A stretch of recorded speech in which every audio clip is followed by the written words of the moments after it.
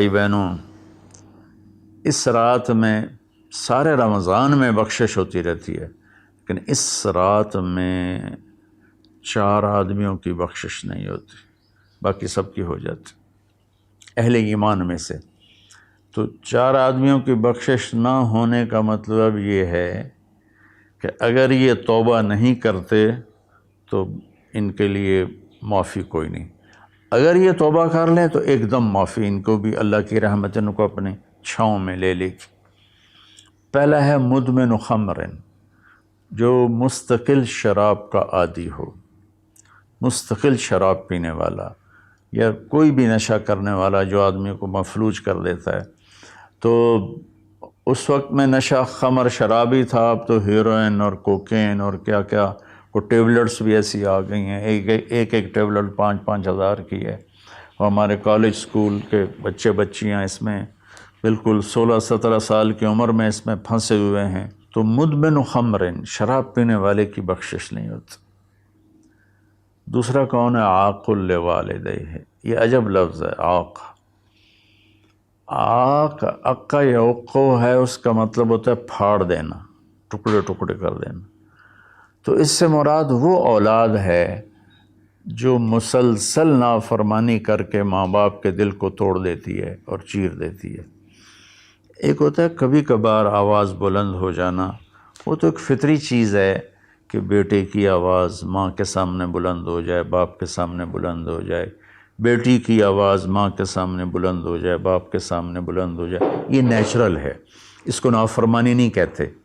یہ ایک وقتی طور پر ہوتا ہے، پیچھے وہ ان کو پھر بیٹے کو خیال آتا ہے تو وہ معافی مانگتا ہے جا کے، بیٹی کو خیال آتا ہے وہ معافی مانگتی ہے جا کے ماں سے، تو ان کو نافرمان نہیں کہتے۔ عاقہ، وہ مرد، وہ عورت، وہ لڑکا، وہ لڑکی جو اپنے باپ اور ماں کے دل کے ٹکڑے ٹکڑے کر دے۔ آپ سے پوچھا گیا تھا یا رسول اللہ قیامت کب آئے گی؟ آپ نے فرمایا اللہ کے سوا کوئی نہیں جانتا۔ آپ نے فرمایا تو کوئی نشانی؟ تو وہ پوچھنے والے نے عرض کیا یا رسول اللہ کوئی نشانی بتا دیں، تو آپ نے فرمایا جب تم یہ دیکھو کہ بیٹیاں ماؤں سے نوکروں جیسا سلوک کریں، یا خاص طور پر بیٹی کا لفظ استعمال کیا، بیٹے کا نہیں، کہ بیٹے عام طور پر ہی سرکش ہوتے ہیں، بیٹیاں عام طور پر فرمان بردار ہوتی ہیں۔ تو آپ نے فرمایا جب تم یہ دیکھو کہ بیٹیاں بھی ماؤں کی دل شکنی کرنے لگ جائیں اور عرب کے بدو لمبی لمبی عمارتیں بنانے لگ جائیں، تو سمجھنا کہ قیامت قریب ہے۔ تو میں یہ بچیوں سے خاص طور پر کہتا ہوں کہ یہاں اللہ کے نبی نے بیٹوں کا ذکر نہیں کیا، بیٹیوں کا ذکر کیا ہے، کہ جب یہاں تک نوبت پہنچ جائے کہ بیٹیاں بھی ماؤں کے ساتھ نوکروں جیسا سلوک کریں تو پھر قیامت قریب ہے۔ تو یہ بہت کامن ہو چکا ہے ہمارے گھروں میں، کیونکہ اس موبائل نے اور یہ کمپیوٹر نے، انٹرنیٹ نے ہماری ساری زندگی اس کے اندر کھپا دی ہے۔ ہمیں رشتوں کا لحاظ نہیں، رشتوں کی قدر نہیں، ایک دوسرے کے پاس ادب نہیں۔ میں جب بہت چھوٹا تھا تو میں نے اپنی ایک پچھلی نسل جو اب ساری ختم ہو گئی ہے، تو ان سب میں اپنے ماں باپ کا اتنا ادب ہوتا تھا کہ کوئی ان کے آگے چوں نہیں کرتا تھا۔ میں نے اپنے دادا کے بھائی کو دیکھا ہے، دادا کو میں نے بس ایسے حلیہ، ایسے کہ ہیولا سا ہے بھائی، یوں شکل تھی لیکن وہ یاد نہیں، دادا کے بھائی کو دیکھا ہے۔ تو دادا کے بھائی کے جو بیٹے تھے نا، جب ڈیرے میں بیٹھتے تھے تو اپنے والد کے سامنے نہیں بیٹھتے تھے، پیٹھ کے پیچھے بیٹھتے تھے، حالانکہ دین کی کوئی خبر نہیں تھی۔ یہ اس وقت کی معاشرت تھی، مشرقی معاشرت۔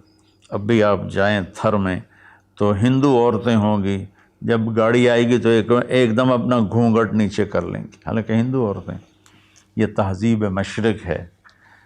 تو اسلام تو ویسے ہی عریانی فحاشی کی اجازت نہیں دیتا، تو ہماری تو مشرقی تہذیب بھی اس بات کی حامل ہے کہ عورت حیا کے پردے میں چھپی ہوتی. اور اللہ نے مجھے تاریخ پڑھنے کا بہت موقع دیا. دنیا میں یہ جو راجپوت قوم ہے یہ آرین ہے. تو جب ان کی یہ قبل مسیح آئے ہندوستان میں، عیسیٰ علیہ السلام کی آمد سے پہلے ہندوستان میں آئے، پھر یہ خونخوار تھے اور آپس میں لڑتے تھے، تو پورا ہندوستان چھوٹی چھوٹی ریاستوں میں بٹا ہوا تھا. کبھی کسی راجا نے 5-10 ریاستیں فتح کر لیں ورنہ یہ اس طرح تقسیم تھا. تو یہ دنیا کی واحد قوم ہے. جب انہیں یقین ہوتا تھا کہ ہمیں شکست ہو جائے گی تو وہ سب سے پہلے اپنی بیٹیوں کو، بیویوں کو، ماؤں کو قتل کر دیتے تھے کہ کوئی ہماری بیٹیوں کی عزت سے نہ کھیلے، ہماری بہنوں ماؤں کی عزت سے نہ کھیلے. پھر جا کر لڑتے تھے، اور عام طور پر جس کو شکست ہوتی تھی وہی ایسا کرتا تھا اور اپنی جان دے دیتے تھے. چھوٹا سا واقعہ سناتا ہوں کہ مراٹھوں نے ایک قلعے پر حملہ کیا، شیر گڑھ اس کا نام تھا. تو اس کا جو راجا تھا وہ راجپوت تھا، اس کی طرف سے اورنگزیب کی طرف سے وہ وہاں اس قلعے کا وہ حاکم تھا، لیکن تھا ہندو. اودے سنگھ اس کا نام تھا اور اس کی 18 بیویاں تھیں. تو مراٹھوں نے اس پر حملہ کیا، تو رات کے اندھیرے میں حملہ کیا. تو سارے 5000 کی فوج تھی، ہندو مسلم کٹھے، وہ شرابیں پی کے پڑے تھے. وہ 300 آدمی اندر گئے، ان کو اکھاڑ دیا. تو اودے سنگھ کو جب پتہ چلا کہ میدان ہاتھ سے نکل گئے تو اس نے اپنی 18 بیویوں کا سر قلم کر دیا اور پھر آ کے نیچے لڑا اور خود بھی مارا گیا. تو یہ ایک ثقافت تھی، تہذیب تھی. تو اب ہماری ساری وہ اختلط الحابل بالنابل، اچھا پانی اور گند گٹر کا پانی آپس میں مل گئے ہیں. تو ہماری تو آپ نے تہذیب دیکھنی ہو تو آپ یہ ادھر جا کر سندھ میں دیکھ لیں کس طرح عورتیں اپنے گھونگھٹ میں رہتی ہیں. تو میرے بیٹوں بیٹیوں، حیا بہت بڑی چیز ہے، بہت بڑی دولت ہے. چونکہ ہم قرآن نہیں پڑھے، اللہ کے نبی کو نہیں پڑھا، تو مختلف قسم کی چیزوں سے ہم متاثر ہو کر اپنا وجود بھی گم کر بیٹھے ہیں اور اپنی تہذیب بھی مار بیٹھے ہیں. تو دوسرا شخص جس کی بخشش نہیں وہ ہے جو ماں باپ کے دل کو ٹکڑے ٹکڑے کر دیتا ہے. تیسرا ہے قاطع رحم، جو رشتوں کی پرواہ نہیں کرتا، رشتوں کو توڑتا ہے، بدتمیزی کرتا ہے، گالی گلوچ کرتا ہے، اور کبھی بھائی سے لڑتا ہے، کبھی ماں سے لڑتا ہے، کبھی باپ سے، کبھی چچا سے، کبھی تایا سے. ماں اور باپ سے جتنے رشتے بنتے ہیں نا وہ ذوی الارحام کہلاتے ہیں. تو جو اپنے رشتوں کی قدر نہیں کرتا اور ان کو ذلیل کرتا ہے تو اس کی بھی بخشش نہیں ہوتی. چوتھا ہے الشاحن. شاحن کہتے ہیں جو دل میں بغض رکھے کسی کے لیے، دل میں کینہ رکھے کسی کے لیے، تو اس کی بھی بخشش نہیں ہوتی. تو دیکھو میں سب کے سامنے ہاتھ جوڑتا ہوں، اگر کوئی شراب کا عادی ہے توبہ کر لے، ابھی 21 کی رات نہیں آئی. اگر کوئی ماں باپ کو ناراض کر کے بیٹھا ہے تو ان کے پاؤں پکڑ کے راضی کر لے. کوئی رشتہ داروں سے لڑائیاں کرتا پھر رہا ہے تو صلح کر لے.